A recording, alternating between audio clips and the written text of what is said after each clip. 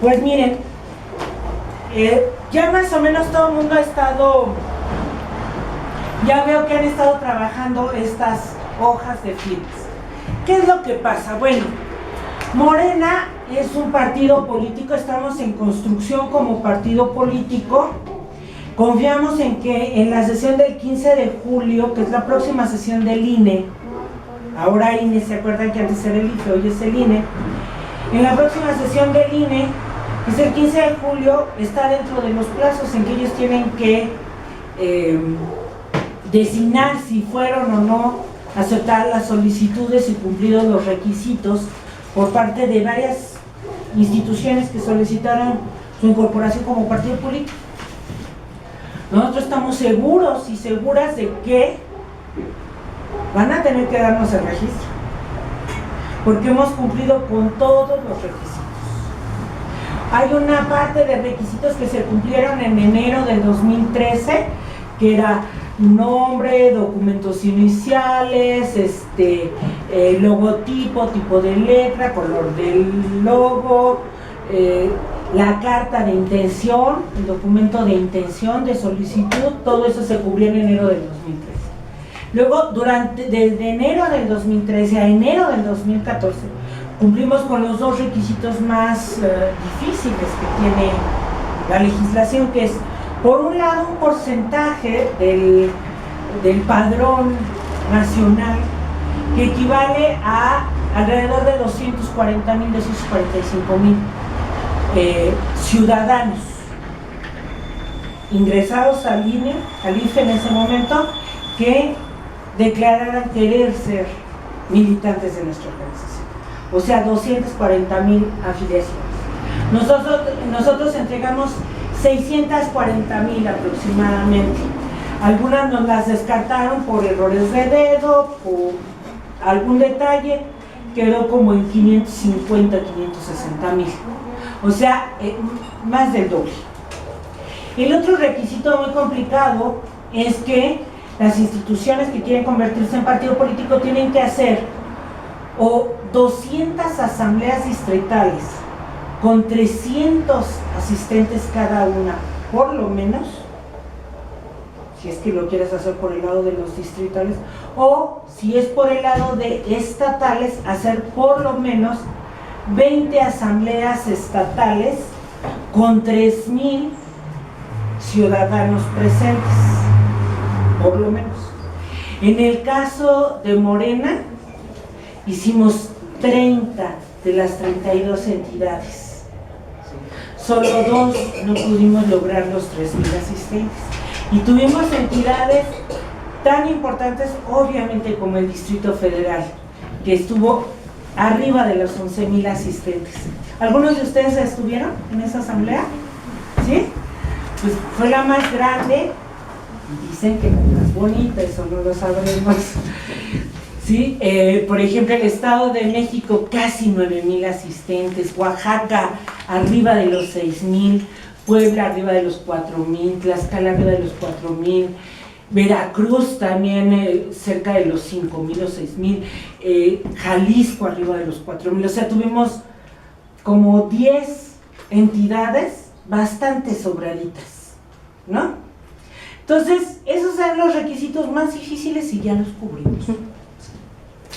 Por último, una asamblea tipo congreso, que en nuestro caso fue con todos los consejeros, los 300 consejeros nacionales, que se hizo el 26 de enero de este año, ya con la última corrección de los documentos básicos, que es estatuto, documento de principios y plan de acción.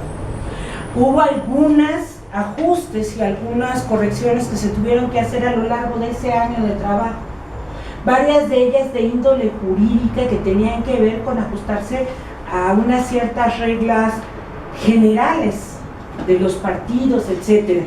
Entonces, por eso en gran medida nuestro estatuto sufrió algunos ajustes, unos pequeños ajustes, pero ya en la última versión fueron entregados en tiempo y forma. Entonces, bueno, pues estamos esperando que ya el 15 de julio, que es la asamblea plenaria del Consejo del INE, pues nos den el registro. y nos vamos a preparar para un gran festejo nacional. Porque ha sido el esfuerzo de muchísimos compañeros y compañeras a lo largo y ancho del país. Todos ustedes han ayudado o no. Asistieron a las asambleas, ayudaron a conseguir afiliaciones, convencieron personas de boca a boca, de plática a plática, de sus familiares, de sus conocidos, de sus compañeros, ¿sí? ¿Cuántas veces no se han echado hasta un round defendiendo a Morena y diciendo, es que es la esperanza, es nuestra alternativa, es nuestra voluntad de querer construir un instrumento del pueblo para su lucha, ¿no? Entonces, pues debemos estar muy contentos. No existe ninguna razón legal para que nos negaran el registro. Y no creo que se atrevan a negar. Ahora, si se atreven, pues se va a poner más divertido, compañeros, porque entonces tendremos que exigir lo que por ley nos corresponde, ¿no? Entonces, esa ha sido una vía de trabajo que ha significado muchísimo esfuerzo, ¿sí?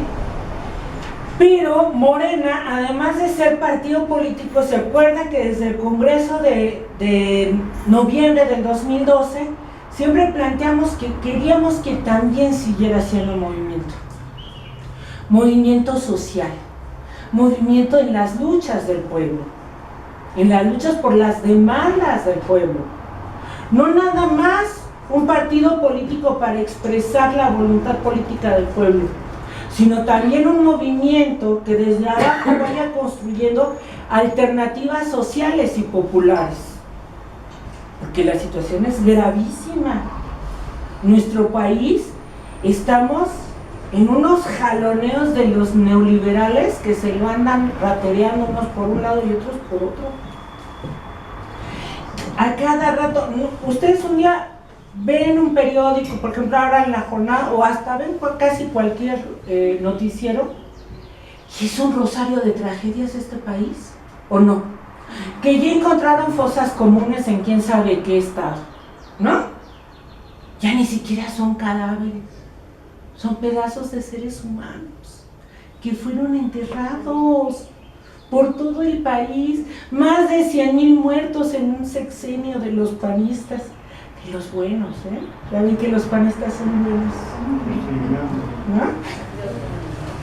Y luego, pues que ya están desalojando a unos que porque defienden el agua, y que ya macanearon a otros en Guerrero por andar contra tal presa, y que en tal lado a los indígenas de San Luis Potosí, a los huicholes, se los andan echando al plato por andar defendiendo sus terrenos sagrados, las tierras sagradas de su pueblo, ¿no? Y a los yaquis ya le quitaron el agua, y los quién sabe qué, y las mineras, y luego los chinos, y los gringos, y las playas están en venta, y las fronteras ya están en venta, cosa que estaba prohibido por la Constitución, por una cuestión de seguridad nacional, ¿no? Entonces es un rosario de tragedias, un rosario de tragedias. Pero ante cada tragedia es impresionante la capacidad de nuestro pueblo de luchar. Cada vez que hay una tragedia también tenemos que ver y reconocer la existencia de un grupo de mexicanos y mexicanas luchando. ¿Quién sabe por qué? Tercos como somos los mexicanos, ahí andamos luchando. Y ahí ven a las madres y las mujeres que andan defendiendo a los niños migrantes, y algunos que son sacerdotes y otros que son ateos, pero ahí andan dándole de comer a los migrantes, y ahí andan unos ayudando a los indígenas de tal pueblo, y ahí andan otros defendiendo contra las desapariciones forzadas, y ahí andan otros defendiendo la tierra y los manantiales, ¿sí o no? Así está nuestro país. Este es el país y la época en que nos tocó. Entonces, hay de dos sopas. Una es decir, ay Dios mío, protégeme Señor, a mí y a mi familia, y me llevo en mi casita, y espero no tener mala suerte. La otra es organizarnos y luchar. Y nosotros, muchos y muchas compañeras de Morena pensamos que lo más correcto es organizarnos y luchar. Aunque nos cansemos más, aunque a veces nos venzan, aunque nos dé miedo, aunque gastemos, luego hay veces que andamos gastando lo que ni tenemos, pero ahí le vamos metiendo a la lucha, ¿sí? Y entonces creemos que Morena debe de estar en las luchas sociales. Y estuvimos también durante el año pasado y este año, si ustedes se acuerdan, en una lucha muy importante, estratégica, y es la defensa de los recursos energéticos de nuestro país. El petróleo, el gas, la energía eléctrica, la energía eólica, el subsuelo, los minerales, las playas, el maíz, los alimentos, el agua, son estratégicos y no son propiedad del gobierno. Ellos los malvenden, ellos los malbaratan, pero no son propiedad del gobierno y no podemos permitir que parezca que son su propiedad. Son propiedad del pueblo, son propiedad de la nación, son para que nos los comamos, los bebamos, los usemos, los disfrutemos nosotros y las generaciones que vienen, porque nosotros sí queremos que las generaciones que vengan, hasta las que nunca vamos a conocer, tengan país. Al chico rato nos van a dar 24 horas para desalojar México, porque ya se lo van a vender a los gringos. Entonces, todo el año pasado anduvimos con lo de la defensa del petróleo. Hicimos una serie de recolecta de firmas, hicimos varias movilizaciones nacionales muy importantes, de donde vinieron miles y miles de compañeros de todos ustedes, de Morena, de todos los estados de la República. ¿Quiénes fueron a esas movilizaciones que fueron desde septiembre más o menos hasta diciembre? ¿Alguno de ustedes fue? A ver, levante la mano quien ha ido, por lo menos a una. No finjan, no les voy a cortar el dedito. Se hicieron al Zócalo, se hicieron en Reforma. ¿Se acuerdan del desalojo de maestros? No nos dejaron entrar ni al Zócalo. El Zócalo ahora lo quieren Slim. ¿Ya se fijan que Tiro por Viaje pone sus tiendajones, esos gigantescos Slim? Bueno, entre Slim y el ejército se andan usando, turnando el Zócalo, pero bueno, nosotros hicimos nuestras movilizaciones y en diciembre estuvimos en un cerco al Senado de la República. A ver quiénes fueron al cerco. Muy bien. Y luego a la Cámara de Diputados. Y luego se hicieron actos en todos los congresos estatales. Ahí estuvimos, luchando, defendiendo al pueblo. Y fuimos testigos de primera mano de cómo una bola de traidores vendieron el petróleo nacional. Entre carcajada y carcajada. Entre risa, estaba risa. Estaban contentos. El estúpido de Peña Nieto estaba contento. El vendepatrias de Peña Nieto estaba muy contento. Y sus patrones, más. Porque son las grandes empresas transnacionales las que le pagaron la compra de la presidencia de la República. Entonces, el negocio fue redondo para ellos. Pero eso no implica que ya nos hayan vencido, o que la última carcajada sea la de ellos.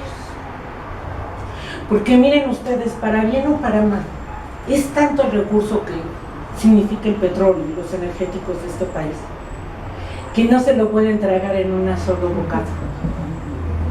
Van a tardar varios años en poder instrumentar el saqueo. Muchas de esas empresas transnacionales ni siquiera van a producir. Lo que querían era tener el control de los yacimientos para especular en las bolsas de valores internacionales y ganar dinero. bajo el esquema de que yo soy el dueño del petróleo de México. Ni siquiera van a producir algunos de ellos. Era un asunto de bolsa de valores y especulación financiera. Por eso, aunque algunas personas nos dicen, ¿para qué siguen con eso de que ahora salieron con que la consulta? Porque andamos también con lo de la consulta, ¿sí o no? Sí. Bueno. Y entonces nos dicen, ¿y para qué andan con lo de la consulta si ya se jodió la cosa, ya la vendieron? Sí, pero fíjense que ustedes, que es tan complicado el tema que ni siquiera han podido bajar las leyes secundarias. Están por bajarlas. Y luego empieza todo un proceso. Nosotros pensamos, estamos seguros de que vale la pena seguir presionando y luchando organizadamente con la ciudadanía, con Morena, con el pueblo, para que se haga esta consulta ciudadana. Nunca se ha hecho en este país una consulta ciudadana. Es parte de la nueva ley de participación ciudadana. Requerimos más de 1,5 millones de firmas. En un formato totalmente feo, que no se nota bien, que inventó el Senado de la República. Hemos hecho todo el trámite. Estamos juntando firma por firma de ciudadanos en todo el país. Vamos a entregar más de 1,600,000 firmas en septiembre de este año. Y vamos a exigir que se haga la consulta y que el gobierno tenga la obligación de preguntarle al pueblo si estamos o no de acuerdo en que por medio de contratos o concesiones se entregue a los privados nacionales y sobre todo a los extranjeros el control del gas, de la petroquímica, del petróleo, de la energía eléctrica. Nosotros creemos que el pueblo va a ser capaz de llegar en el 2015, el día de la elección, y decir no estoy de acuerdo. Y eso los frene, y eso los detenga, y eso les ponga en ridículo a nivel internacional, y quien quiera seguir comprando el petróleo que lo piense 2 veces, porque ¿saben qué? Tarde que temprano el pueblo va a vencer y va a echar para atrás todas sus reformas, que en realidad son contrarreformas, porque solo sirve para dañar al pueblo y a la nación. Entonces, que sepan que no están comprando algo de seguro, están comprando chueco, están comprando fayuca, porque el legítimo dueño no ha vendido. El legítimo dueño somos nosotros. Entonces, estamos ahorita en esa campaña. ¿Quiénes andan ayudando, consiguiendo firmas? A ver, otra vez, levanten la mano. Por favor, muy bien, me parece muy bien. Hay que ayudar a conseguir esas firmas. Cada ciudadano que convenzamos es un esfuerzo, es una fuerza a favor del pueblo. Uno a veces dice, y a lo mejor los que han estado yendo de casa en casa les ha tocado que dicen, ¿allá para qué? Si siempre todos los gobiernos nos chingan. ¿Ya para qué tanto estarle empujando? Siempre ganan ellos. Sí, pero no es verdad. No es verdad. No es posible que todos sean iguales y que el pueblo tenga como destino divino, inamovible, de puro sufrimiento. Tenemos que luchar. Entonces estamos metidos en esa lucha social, pero hay otras, y entonces el día de hoy vengo a comentar con ustedes la otra que consideramos también una gran y estratégica lucha, y es así como el petróleo están en el intento de privatizar el agua. Uno dice, oiga, pero ¿cómo? Los que estamos más grandes de edad nos hemos de acordar que antes, bueno, hasta antes del 85, por lo menos en las colonias donde había agua potable, vecindades incluso, yo me crié tomando agua de la llave de mi. Yo me crié en una vecindad, pero el agua se podía tomar. Eso de los garrafones no existía. O sea, uno abría la llave y uno decía, es que hay agua potable, y era potable porque te la podías tomar, ¿no? Sin embargo, ha ido poco a poco, y sobre todo en los últimos años, si ustedes se fijan, un proceso, por un lado, de decir, es que el agua es un bien muy, muy valioso. Por otro lado dicen, es que la gente lo desperdicia, que lo que hay que hacer es cobrarle para que la gente le duela, y entonces ya no lo desperdicie. Y eso se oye muy mal, pero hasta pudiera tener cierta lógica, ¿no? Pero luego ahora ya dicen, bueno, en realidad, que tenga agua, quien la pueda pagar. Y entonces ya ahí, si se fijan, el discurso ha ido cambiando, y entonces ahí sí la cosa empieza a cambiar. Porque miren, ustedes son vecinos de la gente bonita de este país. Aquí los de, ¿cómo se llama? Los de Santa Fe. ¿Cuánta agua creen que tengan los de Santa Fe? Toda, ¿sí? Toda la que quieran, para sus coches, para sus pisos, para sus perros, para sus lujos, para sus antojos, para sus desperdicios. Yo vengo de Iztapalapa. ¿Cuánta agua creen que hay en Iztapalapa? No hay. No hay. Hay colonias y zonas enteras de Iztapalapa donde el agua cae tal día de cada semana. O de plano, tal día llega la pipa, te pones abusado a corretear al pipero para que te baje un campo de agua. O sea, no somos iguales. Y hay un pequeñísimo problema, que en este país, al igual que en el mundo, el agua no es una mercancía, no está catalogada como mercancía. El agua es un derecho humano. Es decir, hasta el que no pueda pagarla, tiene derecho a tener agua. Hasta el que no pueda pagarla, tiene derecho a tener agua. Eso dice la ley internacional y eso dice la Constitución. El 8 de febrero del 2012 se reformó la Constitución y se puso en el artículo 4 de nuestra Constitución el agua como un derecho humano. Y es tan importante que, ¿qué creen? En el famosísimo Pacto por México vienen varios de los artículos relacionados al agua, porque sí es algo que vale mucho. ¿Y qué creen? Las transnacionales se la quieren quedar. Se la quieren quedar las transnacionales. Nada más que ellos ahora le están haciendo al revés.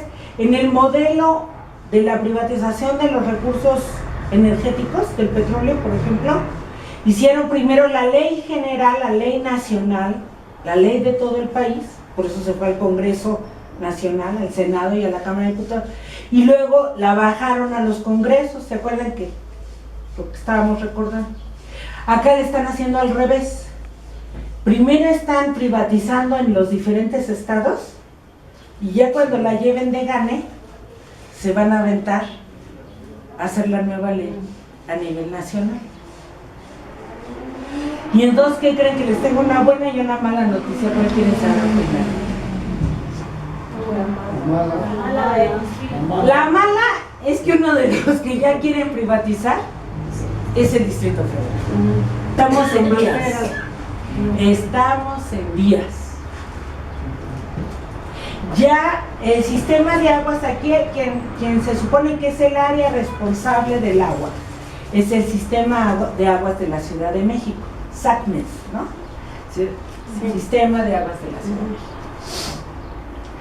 Y allí el sistema de aguas es, digamos, la parte del gobierno responsable. Pero ya está una iniciativa, bueno, hay 4 iniciativas, pero una de las iniciativas es de Mancera, que a través de este señor, ¿cómo se llama? Ay, ¿cómo se llama el del sistema de aguas? Ramón Aguirre. Él es el titular del sistema de aguas. Entonces, vía Ramón Aguirre, vía Sistema de Agua, ya se presentó la iniciativa, ¿sí? Que es la de Mancera. Para menos bronca le vamos a llamar la ley Mancera. Entonces, bueno, en el caso de la Ciudad de México, el agua se ha ido privatizando desde 1996. En ese año, el entonces Departamento del Distrito Federal contrató a tres transnacionales, tres empresas, parece el trabalengua de los tres tristes tigres, bueno, tres empresas transnacionales, tanto francesas como británicas, fueron las que fueron contratadas, ¿no?, por el entonces Departamento del Distrito Federal, para que ellas se hicieran cargo como de la última parte que tiene que ver con el sistema comercial y algunas obras de infraestructura, y una primera como sectorización. Se dividió la Ciudad de México como por áreas, y a cada empresa le dieron un área, ¿sí?, para lo que era la facturación, etcétera, poner los medidores y cosas así. Empezó ese rollo en 1996. Estas empresas son, por si lo quieren apuntar, pero después si quieren les puedo dejar unas fotocopias de acá. Es una filial de la transnacional francesa Vivendi Veolia, que se llama Proactiva Medio Ambiente, SAPSA, asociada a la ICA. ¿Les suena ICA? Sí. Yo dije, a lo mejor no conocen acá, pero sí conocen. Que opera en 77 países esa empresa, y en 14 ciudades mexicanas, y en 5 delegaciones de, ¿dónde creen? Del Poniente, del Distrito Federal. Otra de las empresas es Industriales del Agua de la Ciudad de México, que es filial de una transnacional francesa llamada Suez, asociada al Grupo Peñoles. ¿Le suena esa? Sí. ¿Grupo Peñoles? ¿A qué le suena? Una minera. ¿Se acuerdan de las mineras? Sí. Y se acuerdan de que el Grupo Peñoles le reclamaron mucho porque rompió mantos freáticos y entonces contaminó el agua con arsénico y con otros metales pesados, y empezó a haber muchas broncas en Coahuila. Bueno, pero esa bonita empresa es la misma que está acá. Esta última empresa ha entregado muy malas cuentas en otros países de donde ha sido casi corrida esa empresa, que es Bolivia y Argentina. ¿Se acuerdan de Bolivia? Sí. ¿Se acuerdan cómo empezó la lucha en Bolivia para que terminó? Con el agua. ¿Saben por qué? Porque querían privatizar el agua. Y entonces la gente tuvo el mal gusto de no quererse morir de sed y luchó. Una de esas empresas está aquí. Una bonita empresa que les traigo hoy por único día desde Bolivia y desde Argentina. Bueno, está otra que es Tecnologías y Servicios del Agua, también de Suez, ese consorcio francés. Junto con la anteriormente mencionada empresa, manejan el agua de 8 delegaciones del lado oriente, o sea, de la otra esquina. Y luego está Agua de México de United Utilities, que es la compañía británica más poderosa de Inglaterra, que maneja el agua de 3 delegaciones del norte de la ciudad. O sea, les digo que se las repartían para que ellas facturaran, para que ellas vieran lo de las el consumo, etcétera, ¿no? Desde el 96.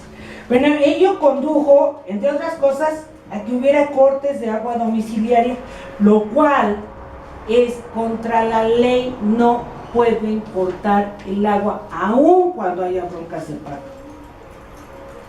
porque se supone que el agua está ligado ¿a qué? ¿A qué creen que está? Pues a la vida, a la salud, a la alimentación. Son 3 cosas que, aunque no tuviéramos para pagar, y son derechos, no, o sea, no te lo pueden quitar, ¿sí? Si tú te quieres comprar otro reloj y no tienes dinero, está bien, pues no te lo compras, pero no te pueden decir que si no pagas el agua no tomas agua, o no puedes usar el agua, ni para bañarte, ni para el inodoro, ni para lavar tus trastes, ni para hacer tu comida, o sea, no pueden cortar el agua. Y estos señores, pues es lo que hacen, es un mero mole. Bueno, entonces esto es una violación a la Ley General de Salud y de Derechos Humanos. Bueno, entonces, ¿cómo está ahorita la situación? Bueno, la privatización se está profundizando, sobre todo en el caso de la Asamblea Legislativa, que ya está propuesta esta iniciativa, además de otras, pero sobre todo la ley Mancera, porque propone algo que se oye muy bien, fíjese, dice la ley textualmente que el agua es un derecho humano y que lo va a respetar, que no es una mercancía, pero es como con lo de la privatización del petróleo, que salió a decir todo el tiempo Peña, que no era privatización, que iba a ser para todos nosotros, que hasta iba a bajar la luz, iban a bajar las gasolinas, iba a bajar el gas, iba a costar menos el petróleo, ¿se acuerdan? Sí. ¿Ya les bajó la luz? No. Pues ¿en dónde viven ustedes? ¿Y ya les bajó el gas? No. Y las gasolinas se han bajado, ¿no? No. Cada mes bajan las gasolinas, ¿o no? ¿No? Entonces yo he de vivir en otro lado, perdón. Bueno, entonces cuando dicen que se va a respetar el derecho y luego lees todo lo demás, te das cuenta que nada más lo ponen de adornito la frase, porque en realidad sí viene el proceso de privatización. Dicen que según el plan de agua para el futuro anunciado en 2014 por el Sistema de Aguas de la Ciudad de México, a propuesta de Ramón Aguirre, que es su director, se van a concesionar además la instalación de 525,000 medidores, se va a concesionar el cambio de tuberías, se va a concesionar toda la facturación y se va a concesionar el cobro. O sea, ya no vamos a ir a pagar a las gasolineras, sino ya es totalmente, se va a concesionar el cobro. Premiando con recursos a las transnacionales por cada metro cúbico de agua que recuperen de las fugas. Entonces, una pregunta. En realidad, ¿quién va a pagar los 525,000 medidores? Nosotros. Y van a cambiar la tubería. ¿Y quién creen que la va a pagar? Nosotros. ¿Y quién cree que va a pagar toda la administración para la facturación y el cobro? Nosotros. ¿Y quién se va a llevar la ganancia? Ustedes. Ah, no, ¿verdad? Pues las transnacionales. Y entonces dicen, es que se va a descentralizar para dar un mejor servicio al usuario. Y uno oye eso y dice, ay, pues está muy bien, ¿verdad?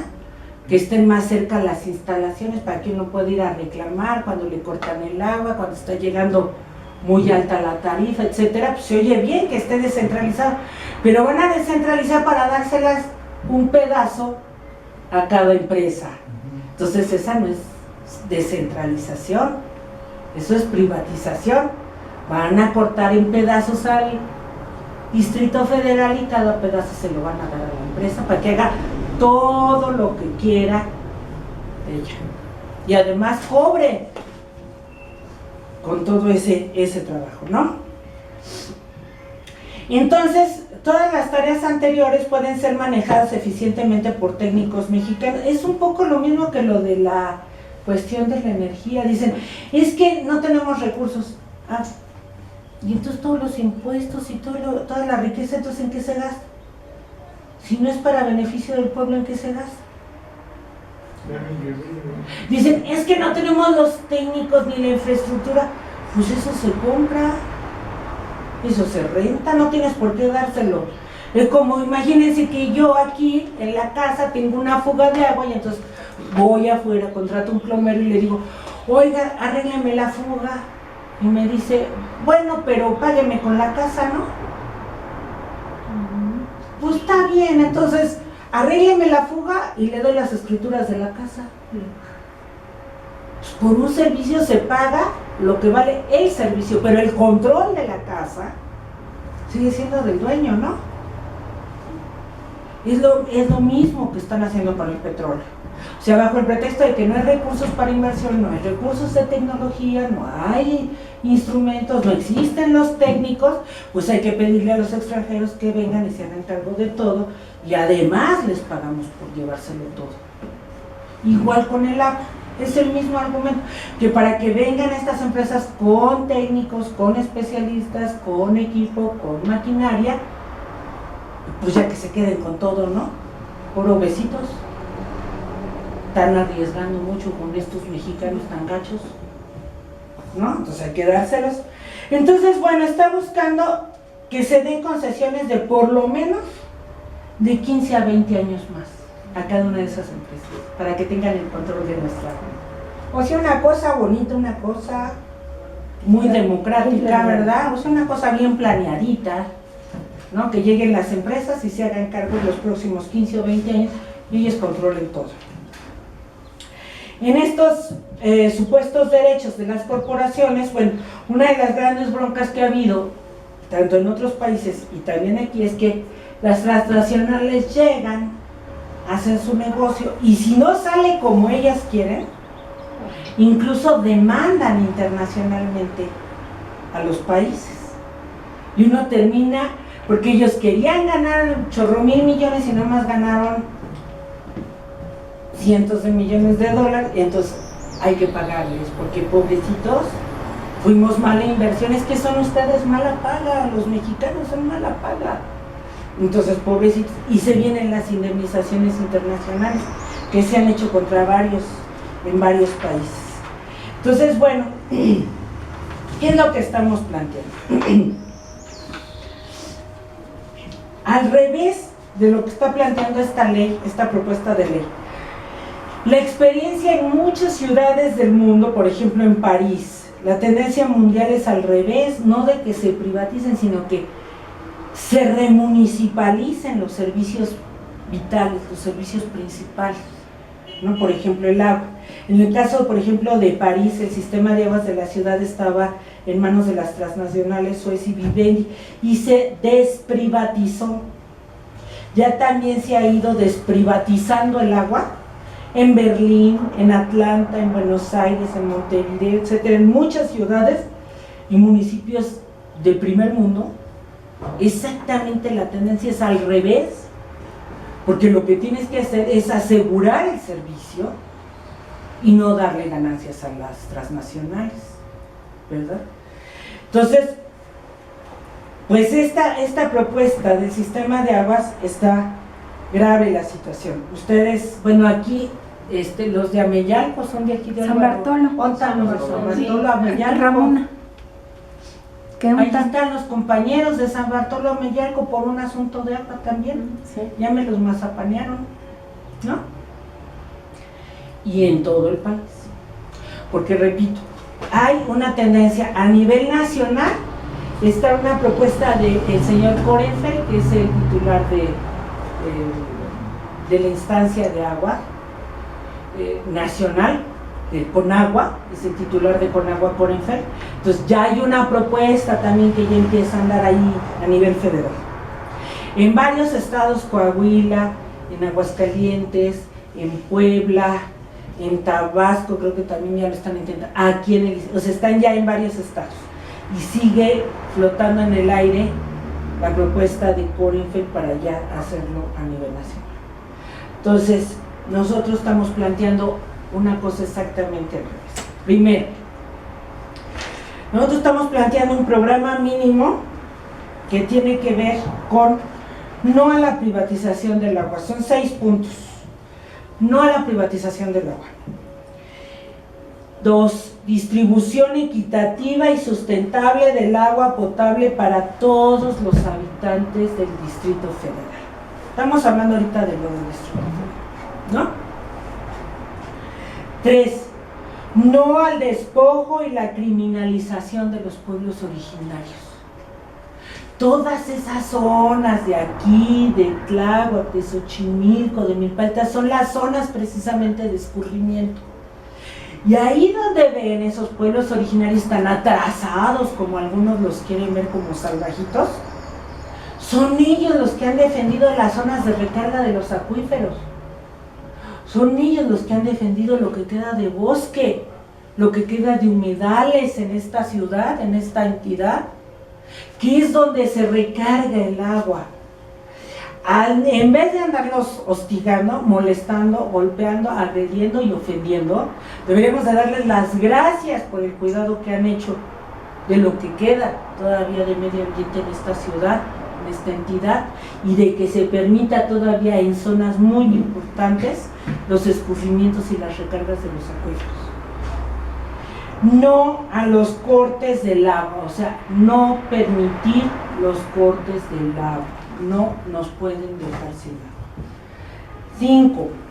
Algo que se oye medio ridiculón al principio, pero si ustedes se fijan, no está bien. Es aprovechar el agua de la lluvia. En esta ciudad, por ejemplo, que está tan pavimentada que el agua no la puede absorber nuestra tierra.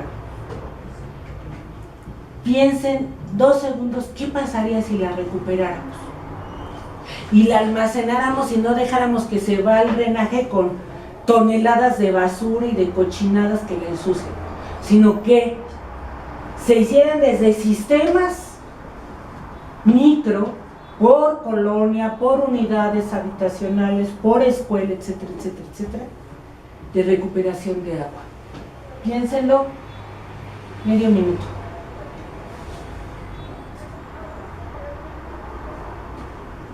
Por ejemplo, en Iztapalapa hay varias escuelas que están en este movimiento, en esta lucha, que ya arreglaron los techos, hicieron un sistema para los techos con canaletas. Tampoco es algo así fuera de este mundo que necesites de marcianos, porque la tecnología es imposible de retomar, sino con arreglo de los techos, las canaletas, fosas, y están recuperando agua para los sanitarios, para sus jardines, para los lavados de pisos o de las bancas, los usos de una escuela que requiere. ¿Y saben qué les está dando muy buena solución? Piensen en que, por ejemplo, todas las instalaciones gubernamentales en una ciudad donde están todas las instalaciones del gobierno federal y estatal, que tuvieran los techos para aprovechar el agua. ¿Cómo ven? Maravilloso. ¿Se imaginan la cantidad de agua que se podría recuperar en vez de desperdiciar? O sea, hay muchísimas cosas que se pueden hacer. No las quieren hacer, pero no es que no se puedan. Y obviamente poner fin a la contaminación. Acuérdense, cada vez que estamos usando el agua en la Ciudad de México, estamos dejando seco el centro del país por el sistema Cutzamala. O sea, miles de hectáreas se quedan sin agua para que nosotros abramos el agua, la llavecita. Miles de familias, miles y miles de seres vivos, porque además hay otro problema. El agua es la vida no nada más para los seres humanos, sino es la vida para todos los seres vivos. Quien tenga el control del agua tendrá el control de la vida. Por eso no podemos permitir que sea privatizado. Entonces estamos participando como Morena. Ayer o antier salió una declaración de nuestro compañero Martí Batres, el presidente del Comité Ejecutivo Nacional, precisamente en eso. Y como Morena estamos participando en una coalición que se llama Agua para Todos y Todas, Agua para la Vida, que es el logotipo que viene aquí. Y esto es muy importante, miren ustedes, porque nosotros, si ustedes se fijan en estas hojas, ¿dónde dice Morena? No dice. ¿No dice?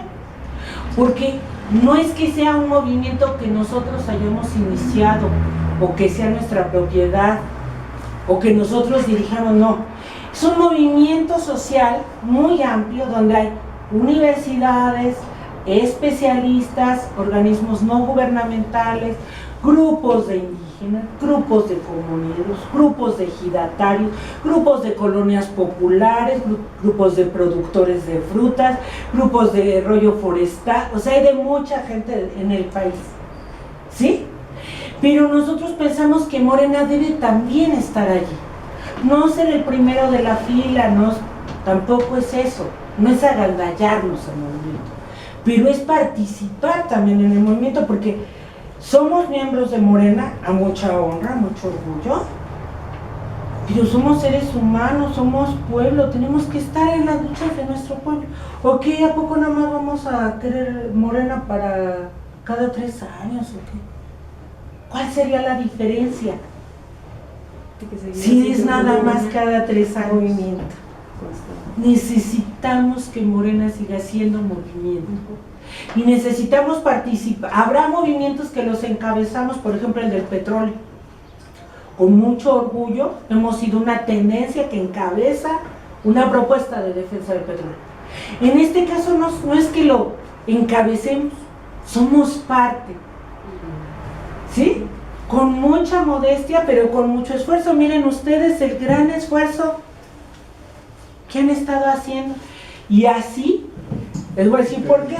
Vamos a hacer una iniciativa de ley a nivel nacional y una propuesta de iniciativa de ley como esta coalición para el Distrito Federal, en la que se reivindique el derecho al agua, con la que podamos dar la lucha por la defensa del derecho al agua. Y entonces me da un montón de gusto venir y ver que han estado chambeando aquí en Álvaro Obregón, son muy chambeadores, ¿verdad? Y que estamos en eso. Estamos participando en la coalición como Morena, como una parte más de esta gran coalición, en esta lucha social, pero estamos defendiendo el agua. ¿Cómo ven? ¿Creen ustedes que es correcto que nos metamos al tema del agua? Claro. El agua, de la luz y de todo lo que tenemos que dar esa lucha, ¿verdad? Bueno, en el caso del Distrito Federal, entonces estamos con varias cosas. Vamos a elaborar junto con varios especialistas y ONGs una propuesta de ley para el Distrito Federal, un poco retomando la experiencia que ya existe de la iniciativa nacional. Estas firmas son para presentar una iniciativa de ley a nivel nacional. Son ciudadanas también. Y vamos a presentar una para el Distrito Federal y estamos proponiendo en el caso del Distrito Federal una cosa muy bonita que tampoco se ha hecho en este país, que se llama, ay Dios mío, no sé si las traje, referéndum para la Ciudad de México. En el caso de la Ciudad de México, a través del IEDF, esta coalición, Agua para Todos, Agua para la Vida, estamos viendo junto con el IEDF que se pueda hacer un referéndum. Un referéndum es como una consulta, pero es sobre una ley específica. ¿Sí? Entonces, estamos promoviendo un referéndum para votar, pero no votar así, sino votar así. La propuesta de Sáquez, la ley de Mancera. Y entonces andamos con este material mismo que les dejamos estas calcomanías, pónganlas en lugares visibles. Es una lucha ciudadana, es una lucha popular, es una lucha en la que Morena tiene que estar, ¿sí? Y es una lucha educativa. El agua la queremos para la vida de los seres humanos, pero para todos los seres vivos. El agua la queremos no para desperdiciarla, el agua la queremos para cuidarla, para limpiarla, para que perdure, ¿sí? Y queremos que no sea considerada una mercancía, sino un bien de la vida, un bien de los seres humanos, un derecho humano. Entonces, en esas tareas andamos, compañeros y compañeras, y en esas tareas queremos que nos ayuden a participar. ¿Le entran o no le entran? Sí. Muy bien. ya estamos adentro. Pues ya están más adentro que fuera, ¿eh? Qué bueno que los Estamos dijeron. adentro. Sí. Pues eso era un poco lo que les quería platicar y yo propongo Entonces, podamos iniciar, si ustedes gustan, como un debate, ¿no? Preguntas o comentarios, ¿cómo la ven? Y estas las dejamos aquí para que las repartan, las pueden poner en los coches, en las ventanas de las casas, en el metro popular, donde ustedes gusten, ¿sí? Las vamos a dejar aquí. Y como yo no estaba tan segura de que tuvieran tanto avance en la lucha, les traje más hojas de esas. Muy bien.